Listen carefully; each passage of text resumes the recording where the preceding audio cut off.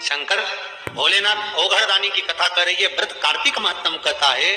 कार्तिक के महीने में सबसे बड़ा अगर व्रत का कोई नियम है तो केवल एक नियम सबसे बड़ा है, सुबह ब्रह्म मुहूर्त स्नान करना और दूसरा दीप लगाना, दिया प्रज्वलित करना, दीपक लगाना।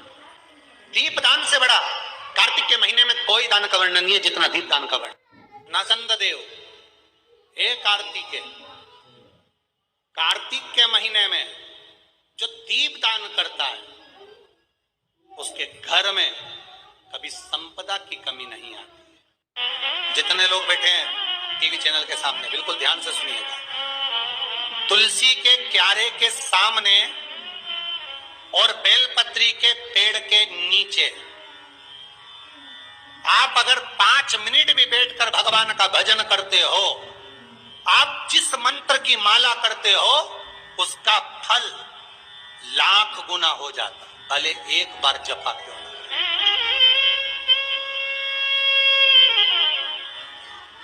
सुंदर लिखा है कार्तिक के महीने में 10वीं तिथि को जो तुलसी की डंडी को घी में भिगोकर अपनी कामना कर कर भगवान के सामने दिए में रखकर जला देता है, दिए की तरह उससे आरती उतार देता है, कहते हैं उसका जन्म दूसरी बार पृथ्वी पर नहीं होता, वो भगवान के गोलोक धाम में जिंदगी भर के लिए विराजमान हो जाता है।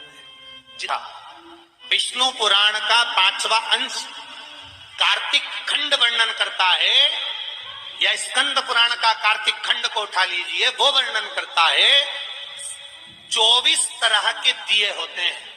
कितने तरह के? 24 तरह के दीप होते हैं।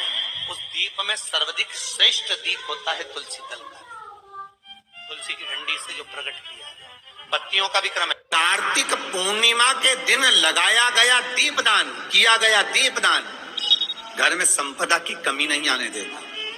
ये उसी में का जैसे कार्तिक के महीने में आंवले के पेड़ के नीचे लगाया गया घी का दिया, चौमुखी 4 बत्ती का दिया जो आंवले के पेड़ के नीचे कार्तिक के प्रथम दिन से लेकर कार्तिक पूर्णिमा तक जो आंवले के पेड़ के नीचे चौमुखी दिया 4 बत्ती का लगाता है, उसके घर में संपदा की कभी कमी नहीं होती महाराज। लक्ष्मी कभी कम नहीं होती, लक्ष्मी घटती ही नहीं महाराज। शिव महापुराण की कथा कहती है, विष्णु पुराण कहती है, स्कंद पुराण कहती है महाराज कि भगवान नारायण स्वयं इस जड़ के नीचे अपना विश्राम करते हैं। प्रयास करा करो, एक चुटकी हल्दी, कितनी?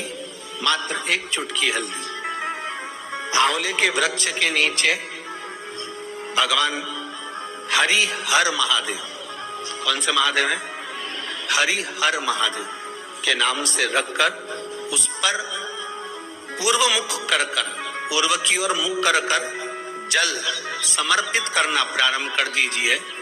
आप अगर प्रयास करेंगे शुक्रवार की शुक्रवार करें, या नवमी की नवमी करें, अष्टमी की अष्टमी करें, प्रदोष की प्रदोष कर लें, सोमवार की सोमवार कर लें, तो आंवले की जड़ के नीचे अगर हमने हल्दी रखकर जल का भाग समर्पित करा है पूर्वमुख होकर, तो अगर व्यापार नहीं चल रहा है, 1 हफ्ता हो गया बैठे हुए हो, कोई ग्राहकी नहीं है, तो एक बार करो, दूसरी बार करने जाओगे तो आप अपने आप दौड़ कर जाओगे कि मेरा 1 हफ्ते से व्यापार अच्छा चल रहा है।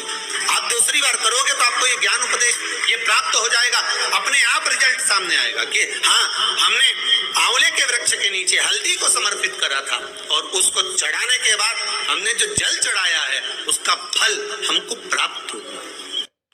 पहले से तुलसी आपके घर में अगर सूखी हो, तुलसी सूख गई हो, तो उसकी जो लकड़ी होती है उस लकड़ी का 7 लकड़ी का बंडल बनाकर दीप बना लो। लकड़ी का दीप मतलब लकड़ी पतली पतली डालियों को लेकर कच्चे सूत से उसको बांध दो और बांधकर घी में डुबक दो। कार्तिक के महीने में शुक्ल पक्ष की त्रयोदशी तिथि जब आए, प्रदोष का जब व्रत आए, उस दिन भगवान के मंदिर में शिव मंदिर में नहीं, भगवान किसी भी देवता के मंदिर में, विष्णु के मंदिर में, नारायण के मंदिर में, कृष्ण मंदिर में, राम मंदिर में, किसी भी मंदिर में मंदिर ना हो तो अपने घर के मंदिर में शाम के समय पर उस तुलसी की लकड़ी का दिया भरकर उसमें घी डालकर जो दीप प्रकट कर देता है, जला देता है, दीप को प्रज्वलित कर देता है, उसके घर में कभी संपदा की कमी नहीं होती महाराज। विष्णु पुराण में स्पष्ट लिखा है। शंकर भोलेनाथ ओघड़दानी की कथा कर रही है, व्रत कार्तिक महत्तम कहता है। कार्तिक के महीने में सबसे बड़ा अगर व्रत का कोई नियम है तो केवल एक नियम सबसे बड़ा है, सुबह ब्रह्म मुहूर्त स्नान करना और दूसरा दीप लगाना, दिया प्रज्वलित करना, दीपक लगाना। दीप दान से बड़ा कार्तिक के महीने में कोई दान का वर्णन नहीं है जितना दीप दान का वर्णन कार्तिक महीने।